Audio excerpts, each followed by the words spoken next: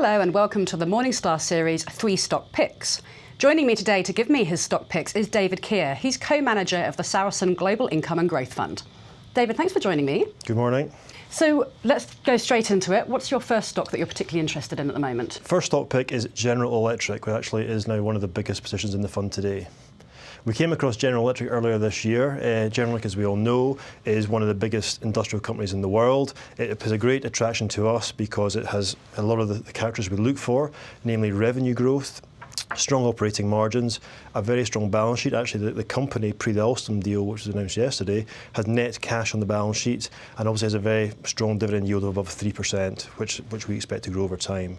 The main attraction of the stock to us was its positioning within the industrial space, but also secondly, it became very clear that management finally got it that investors neither wanted nor valued the GE Capital part of the business, and management will make setting out a stall to reduce the earnings exposure to the GE Capital part.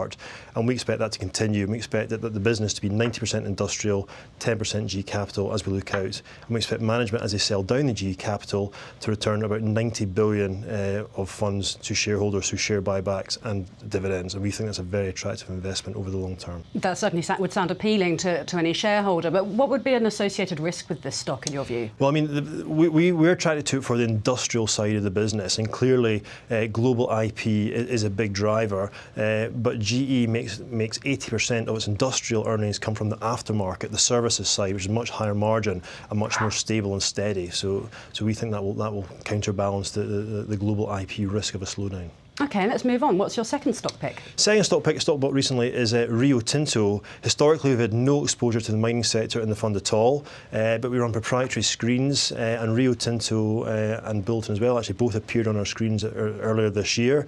And we're attracted to Rio Tinto because of the cash-generated nature of the business.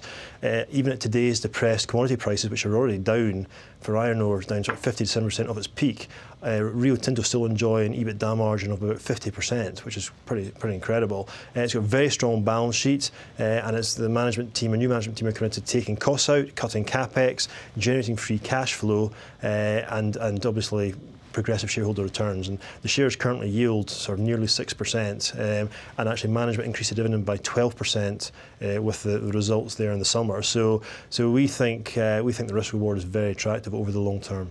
And do the company's earnings, the relationship with commodity prices and obviously potential weakness, would that be a concern for you? Absolutely. I mean, we've historically shied away from the mining sector because they are price takers. We don't really like investing in price-taking companies. However, having said that, what they can control, they're doing very, very well, i.e. cut costs, reduce capex, focus on generating cash. What they can't control, the commodity prices clearly, but commodity prices have already fallen a considerable amount, down 50 to 70% off their peaks already. And we think, as we look out over 5 years, the demand, supply and balance in certain commodities, particularly copper, are very, very attractive. OK, and then last but not least, what's your third stock pick? A stock we bought recently has been IBM, the big US tech gorilla, I guess. It's been around for nearly 100 years, and over the 100 years it's always reinvented itself and always delivered consistent revenue growth.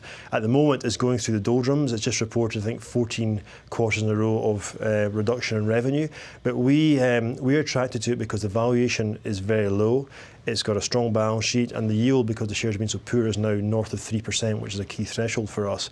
And we can see signs within the business in some of they call new wave areas, data analytics, the cloud, etc., where actually that part of the business is growing between 20 and 30% per annum.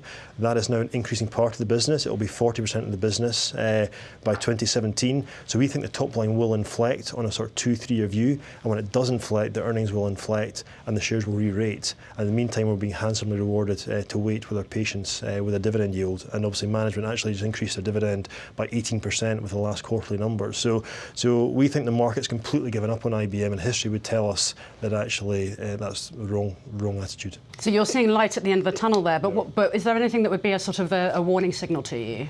I mean, we think the key is the traditional old wave business in terms of that the rate of decline lessens. The rate of decline is still declining. We hope that rate of decline will lessen and the new wave will come through. If the traditional business continues to decline at an increasing rate, that would be a massive warning to us. David, thanks very much for sharing 3 big company names with us today. Okay, no worries. For Morningstar, I'm Holly Cook. Thanks for watching.